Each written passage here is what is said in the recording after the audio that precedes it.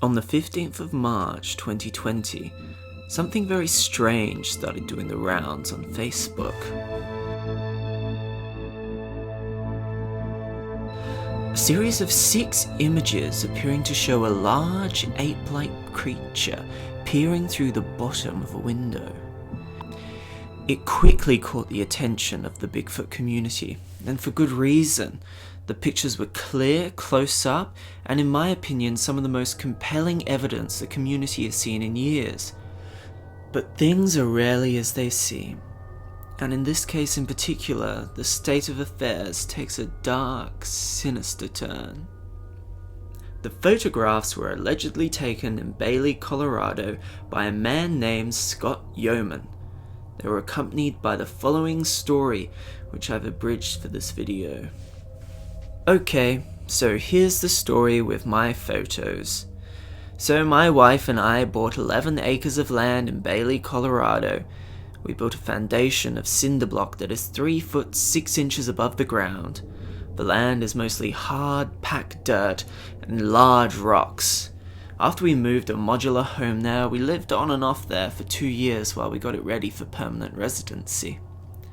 In August 2017, we were finishing the interior of the house, and I came into the living room and caught a whiff of a very harsh odor. It smelt like rotting animal flesh, vomit, and excrement. I caught a glimpse of something moving outside of the window from the corner of my eye. We have had bears visit, but they try to get under the house, not in it. But when I saw the figure by the window, I thought a bear had somehow climbed up. It moved closer and I saw its eyes were huge. This scared me because bear eyes aren't that large, or far apart. When I realized it wasn't a bear, fear struck me. I always have a camera handy to get a good shot of the elk that come extremely close to the house. I used a cheap Kodak Sports digital camera for taking pictures, and for the most part, it takes fast action pictures and videos. It was on the end table next to my recliner, approximately 6 feet from the window. When I pointed my camera at the window, it stopped swaying and closed its eyes as if it was a child. So, shaking and trying to video at the same time, I moved back a step and it slowly moved from one side of the window to the other. It was about a 10-minute video, and it was on a card that had to be uploaded to my computer. It didn't make any attempt to enter the house or run away. About 10 minutes into the encounter, my wife came into the room and asked what I was doing. I told her there's something outside, and it's not a bear. When she looked over my shoulder, she screamed, "What is that?" and ran back to the bedroom. I stopped the video and went to the closet and grabbed my .40 caliber off the shelf. When I turned back around, it was moving away from the window. I wasn't going to shoot at it if it wasn't trying to get into the house. I went to my wife, who was freaking out, and I tried to answer her bombardment of questions after reassuring her that everything was okay. She called the sheriff's department and sent 3 deputies to check out the property. Their conclusion was most likely a bear or other wildlife, until I showed them the playback. When they reviewed it, 2 of the 3 were impressed, and the 3rd one was like, "It's a bear." Anyway, the rest of the night was uneventful and peaceful, other than my panicking wife. She ended up having my daughter and her husband come get her and took her to Golden, Colorado for a couple of days. I uploaded this video onto my computer at my mother's house because she had internet access and I didn't. Long story short, my mother's house burnt down in a fire we had there last year. We have seen it in a distance every now and then, in the darkness by the firelight, not the body, but eye shine. That's pretty creepy too. But we haven't had any incidents of a destructive nature, so I decided to just be cautious when I'm walking my property. I do carry my .40 caliber always outside, just in case, but I haven't had to pull it from my holster. I see signs where he's broken branches on trees that I can't reach on a 6-foot ladder, and occasionally he'll move around. There's the story behind the photos. I hope people can find something in here to benefit them if they're dealing with one too. The end. Let's discuss the photos briefly. There are a few things that make them extraordinary. For one, the figure in the window is a very, very realistic looking ape-like creature. It's definitely not a mask bought in a costume shop. You don't need expertise in this area to come to the conclusion that if this is a hoax, it's not a cheap venture. If the creature isn't real, it would have been created with great expertise and expense. It would not have been an easy costume to come by. The creature very clearly moves from side to side in the images, but more chillingly, so do its facial features. By far the most convincing part of these images are the eyes of the creature. Not only do they reflect light, but they also blink. In this image in particular, I get a peculiar feeling. The same feeling I might get looking into the eyes of a large animal at a zoo. A feeling of sympathy, or something along those lines. If this isn't a Bigfoot, the only explanation I see being reasonable is a man in an extremely sophisticated animatronic mask. It all seems very convincing, but here's where things take a sinister turn. An investigation compiled by Steve Culls at sasquatchdetective.wordpress.com details more than a few inconsistencies in Scott's story, and some shocking revelations. Firstly, Mr. Yeoman was found not to have purchased any land in Bailey, Colorado, and in fact lives in Golden, Colorado. Mr. Culls at Sasquatch Detective was able to track Mr. Yeoman down to his very address. The second inconsistency in Mr. Yeoman's story has to do with his wife, who is mentioned several times. Mr. Yeoman's wife passed away in 2012, well before the alleged 2017 timeframe.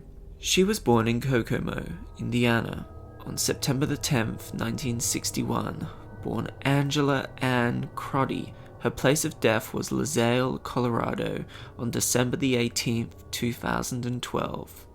Mr. Yeoman has posted this on his Facebook. "My beloved wife, you may be out of my sight, but you will never be out of my heart. I may not see your face, but I will always remember your smile." And so it goes on. Mr. Culls makes this statement regarding the sensitive side of his investigation. "I'm saddened that Yeoman would have to experience a premature death of his spouse, but since he brought his wife into it, we have to mention it. On her memorial Facebook page, it appears any reference to Yeoman has been removed, including a crop of her in a wedding dress." The third and most shocking part of this investigation relates to Mr. Yeoman's mention of a firearm.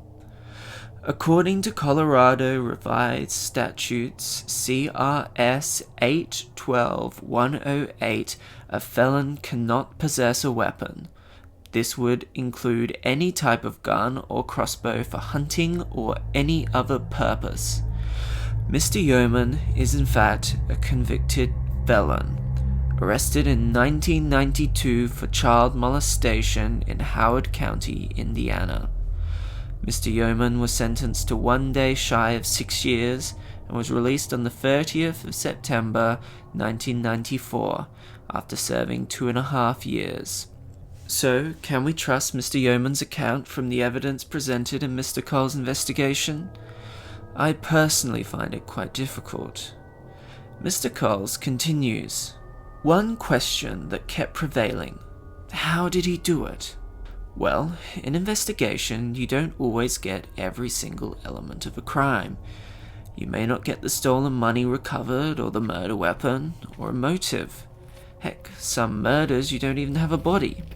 But I can state my hypothesis based on some of the intelligence gathered now that we know Mr. Yeoman's Colorado residence. In my opinion, this was a person in a mask or a costume, and was shot with a video camera, like Yeoman states, and the photos were taken of the video on a computer screen. So, upon inspection of the pictures, I concur. The pictures may have only been released via social media and not directly sent to anyone, as to mask any metadata on the pictures. However, in thinking of such, I give far too much credit to Yeoman for this. Given his background, this may have been the only reason for him to distribute the photos. That being said, I believe we are only getting photos because the video would prove this was a hoax by showing details Yeoman did not want people to see. He would simply counter any request of the videos with they were destroyed in a fire. Well, what about a motive? Mr. Cull has this to say. I have fought long and hard on this. As an investigator, I do not want to think that given this man's past, this was for nefarious reasons, and that's why, for the most part, I needed to get over my own shock of the matter. I have stated in the past the need for a socially isolated person's need to belong to something, and that something has to usually be done in a grand way. Loneliness can play with the mind, as we are all personally facing in this time of pandemic. But if our social circles are small, and in some cases spatially distant, as we have seen with Mr. Yeoman, and we see a man lightly condemned by his past, probably just trying to belong somewhere, and he saw this hoax as an in. Not for money, not for nefarious reasons, just lonely and bored. So, that's the Scott Yeoman Bigfoot story. I should mention that I've slightly abridged Mr. Cull's investigation. You can find the entire account in the description of this video. So, what are your thoughts? Despite Mr. Cull's evidence, I find it hard to reconcile the photos with Mr. Yeoman's story. But, unless Mr. Yeoman has any more to say about this, perhaps this is the end of the story. Let me know your thoughts in the comments section below. And please like and subscribe if you enjoyed this video investigation. Until next time.